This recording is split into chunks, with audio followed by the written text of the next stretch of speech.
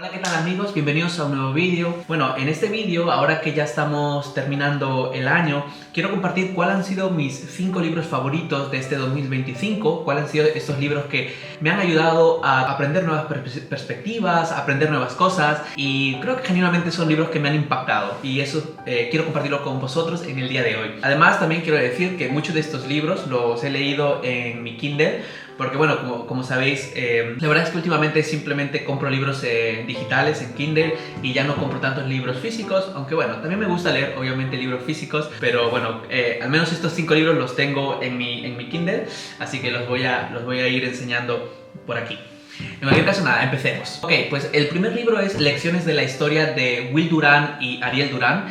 Tengo que decir de que este es uno de mis libros favoritos del año, sin lugar a dudas. Es un libro realmente de historia, donde es un libro bastante corto, o relativamente corto, donde hacen un resumen de la historia de la humanidad. Y bueno, la primera vez que lo escuché o lo leí por recomendación de Ray Dalio, y tengo que decir la verdad es que es un libro súper interesante, porque como digo, al adquirir tanta perspectiva, aprendes mucho sobre ciertos patrones de la humanidad o de las sociedades que se van repitiendo una y otra vez, independientemente del momento histórico o digamos el lugar geográfico, ¿no? En el mundo. Podemos ver que diferentes imperios, naciones, etcétera, las sociedades han repetido ciertos patrones, y creo que es muy interesante leer, analizar, para pues tener mayor perspectiva, y también creo que eso nos puede ayudar a tomar mejores decisiones. Por ejemplo, en una de las conclusiones del libro hablan de, o tocan sobre el tema de, ¿realmente como sociedad o como humanos hemos progresado? Y la respuesta del libro nos dice es que bueno, realmente depende, porque si entendemos el progreso como la satisfacción de nuestros deseos, por ejemplo, realmente no hemos progresado. Y es que es muy interesante ver cómo, a pesar de todos los años de evolución y de historia y de cómo hemos llegado hasta el siglo XXI,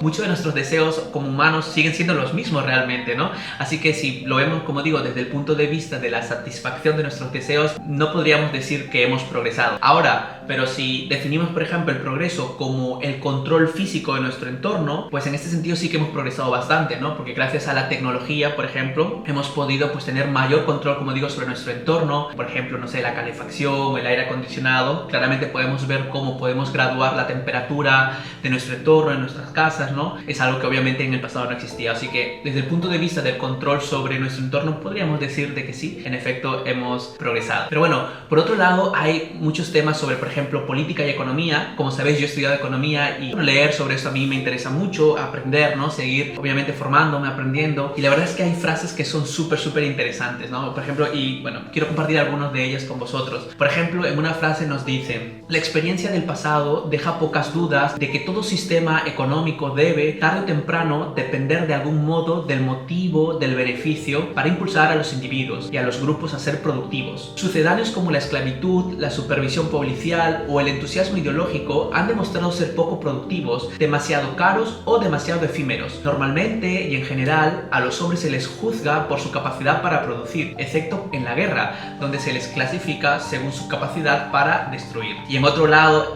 o más adelante, también mencionan: llegamos a la conclusión de que la concentración de la riqueza es natural e inevitable y se alivia periódicamente mediante una redistribución parcial, violenta o pacífica. Como digo, es muy interesante en este libro cómo vemos esto, por ejemplo, estas tendencias, estos patrones de acumulación, que ya digo que no son inherentes simplemente de la sociedad actual, sino que vemos que en diferentes imperios, partes del mundo han sucedido. Realmente se ha ido repitiendo, digamos, este patrón, y nos ayuda, digamos, a entender, ¿no?, cómo es algo de alguna forma natural. Y obviamente pues necesitamos redistribución, también lo hablan, y esto pues mencionan que puede ser pacífica o violenta, y obviamente en una democracia y lo que uno busca en una sociedad, ¿no?, es que sea esto de forma pacífica. Pero como digo, es muy interesante ver este punto, ver cómo, ya digo, independientemente del momento histórico o de la sociedad o del mundo, el país o la nación que mires, esto es algo que se ha ido repitiendo una y otra vez, ¿no? Así que es muy interesante ver esto. Por otro lado, y otra frase también que personalmente a mí me impactó mucho, es que nos dicen algo así como: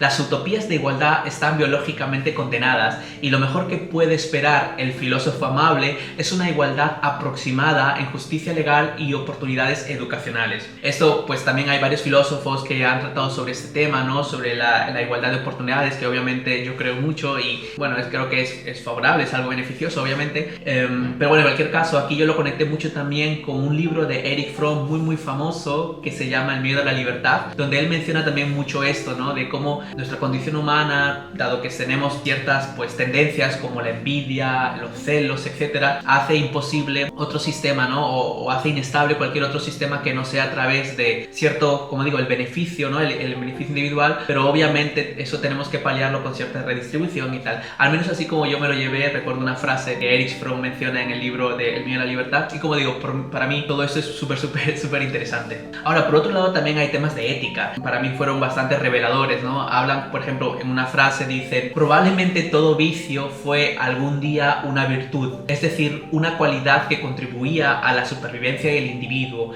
de la familia o del grupo. Los pecados del hombre pueden ser las reliquias de su auge en vez de los estigmas de su caída. Esto a mí me pareció súper potente, porque al final, pues obviamente, supongo que la ética, bueno, yo no soy ningún experto, ¿no? Obviamente leo, me gusta y aprendo, y de alguna forma intento actualizar también mis creencias y mis conocimientos, pero es muy interesante ver cómo lo que hoy en día puede ser visto como algo negativo, en algún momento del pasado pudo ser una virtud, ¿no? Y no sé, verlo, ya digo, desde esta perspectiva es muy interesante. Bueno, también por el tema ético, obviamente. De hecho, aquí hay algo que me sorprendió muchísimo también, que dice: nos divertimos con nuestra emancipación de la teología, pero hemos desarrollado una ética natural, un código moral independiente de la religión, lo bastante fuerte como para evitar que nuestros instintos de adquisición, belicosidad y sexo degraden nuestra civilización hasta convertirla en un lodazal de codicia, crimen y promiscuidad.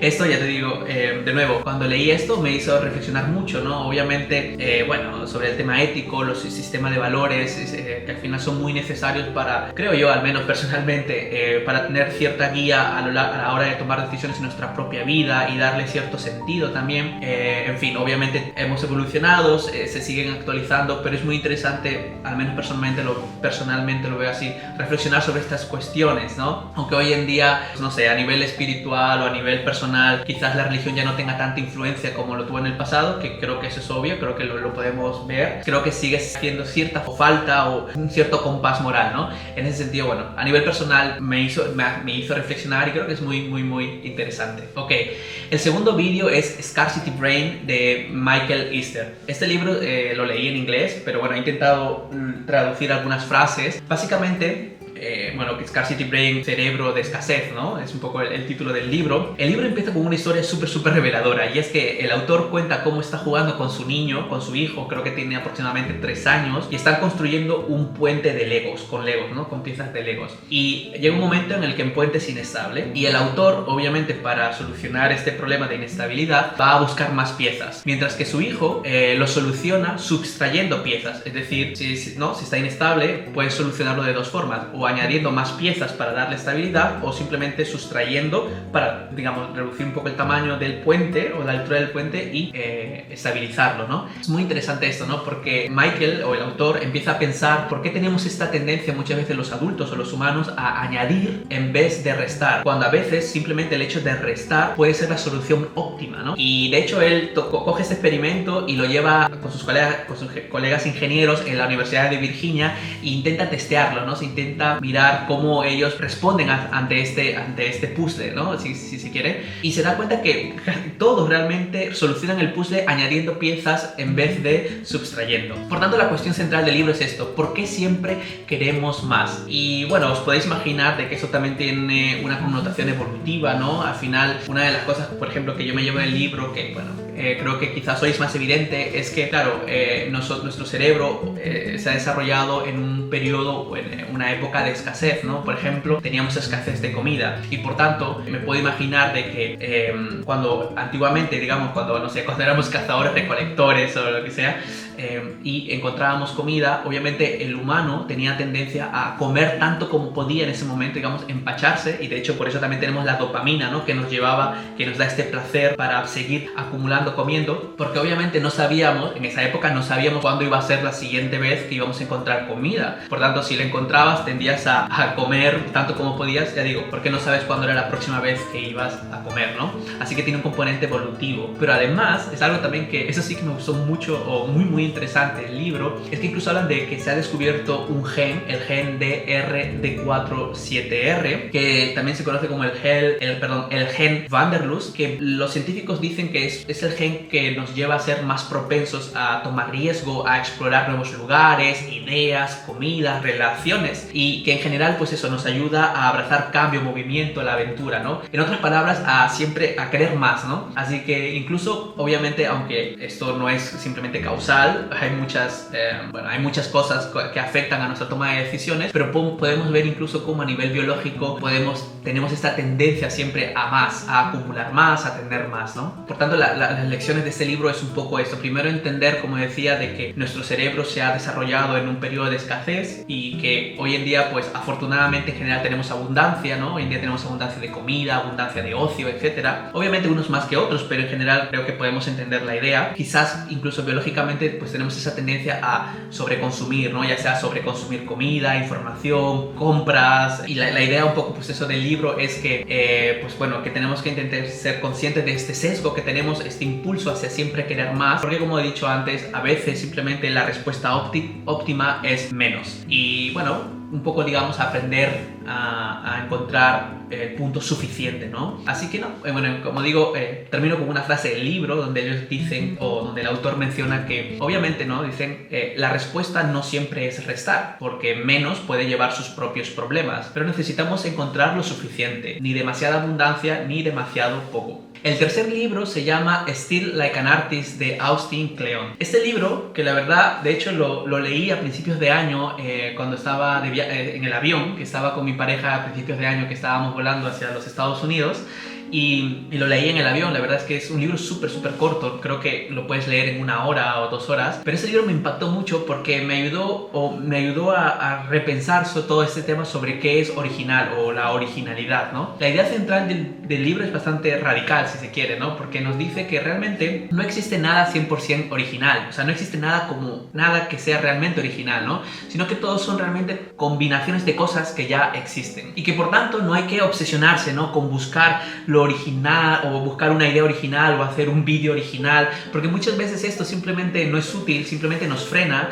Y como ya digo, la idea principal del libro es aceptar esto, ¿no? De que no hay nada realmente 100% original. Y una vez aceptado esto, lo que nos recomienda el autor es a copiar, que debemos copiar. Y la verdad es que esto me hizo pensar mucho, ¿no? ¿Cómo que copiar? Obviamente nadie quiere copiar, ¿no? No sé, de alguna forma creo que a todos nos gusta ser creativos o intentar ser de alguna forma o algo original, pero algo que nos dicen en el libro es que en el proceso de copiar, dado que somos imperfectos y nunca vamos a hacer una copia exacta de algo, vamos a ir descubriendo nuestra propia originalidad. Es decir, que incluso aunque yo viera a mi youtuber famoso e intentara hacer el mismo vídeo que él ha hecho o ella ha hecho, dado que soy una persona diferente, hablo de forma diferente, tengo un acento diferente, en fin, todas estas diferencias van a hacer que cuando termine de hacer un vídeo, incluso intentando copiar, pues va a ser diferente, ¿no? Y va a tener la propia originalidad de alguna forma ligada a mis propias características, ¿no? Y además es la mejor forma también de aprender, ¿no? De hecho, a mí me recomienda que como el hecho de estar copiando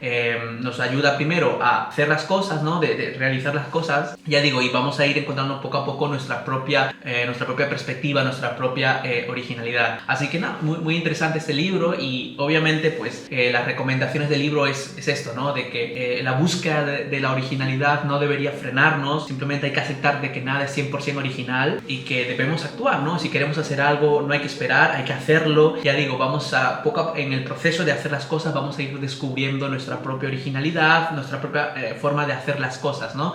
Así que, bueno, pues hay que sentirnos un poco libre, y copiar, pues simplemente también lo podemos ver como una forma de inspirarnos, ¿no? A través de la copia vamos a ir, ya digo, vamos a encontrar nuestra propia inspiración, ¿no? Sí, esto lo mencionaba un poco el autor, a mí me gustó mucho, la verdad, y a mí me ayudó mucho también a replantearme cómo veo todo esto de hacer vídeos para YouTube, por ejemplo, ¿no? Ya que digo, todos al final somos diferentes y vamos a hacer algo único, ¿no? Sí, si estás en el proceso de hacer algo, eres una persona creativa o simplemente quieres empezar algo, hazlo, y si tienes que empezar copiando, hazlo también, porque así esa será la forma más efectiva de encontrar tu propia perspectiva. El cuarto libro es una novela y gratis es El Conde de Montecristo de Alexandre Dumas. Seguramente has escuchado hablar de este libro, al menos quizás el nombre te suena. De hecho es un libro clásico, ¿no? Es un libro de literatura clásico un poco largo.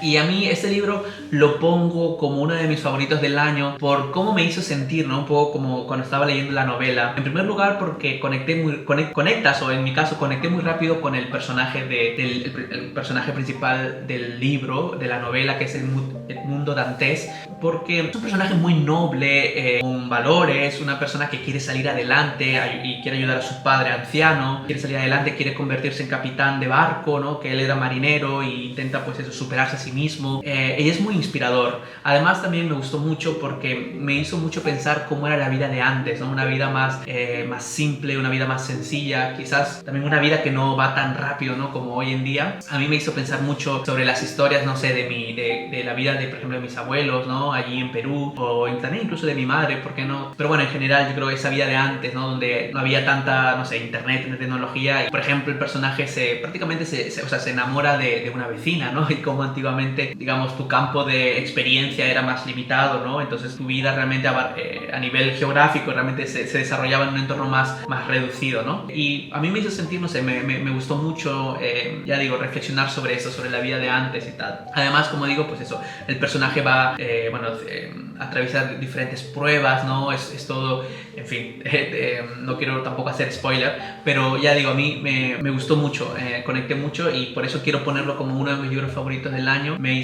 Además también te llevas un buen mensaje, una buena moraleja, en fin, va de superación, pero también de cómo buscar venganza y lo disfruté mucho. Es un libro largo, eso sí, y sí, también tengo que admitir de que al menos en la parte de la mitad del libro hay una parte que me la salté porque personalmente no estaba añadiendo mucho a la línea principal de la historia, pero bueno, en fin, me gustó mucho, ya digo, por todo eso, por cómo me hizo sentir, por cómo me hizo pensar sobre la vida de antes, y por eso es uno de mis libros favoritos también de este año. Y por último, uno de mis libros favoritos es el libro de Wanting de Luke Burgis, que de hecho tengo un vídeo solo sobre este libro, pero lo quiero poner aquí porque creo que una de las cosas que más me ha ayudado este libro, que va sobre los deseos miméticos, ¿no? Va sobre cómo entender realmente que nuestros deseos o lo que pensamos que deseamos está más influido por el entorno, más de lo que muchas veces nos gustaría aceptar, ¿no?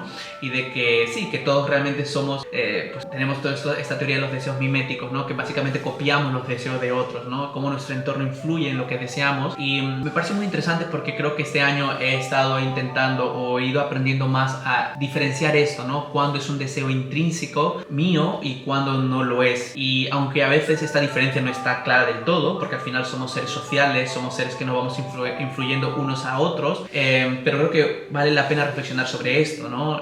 Al menos si queremos también construir una vida con cierto sentido y alcanzar objetivos que sean propios, ¿no? Porque sí, escucho mucho esto, sobre todo he visto varios vídeos sobre, por ejemplo, no te marques objetivos, construye sistemas, ¿no? Que es un clip que está muy influido por creo que el famoso libro de Hábitos Atómicos.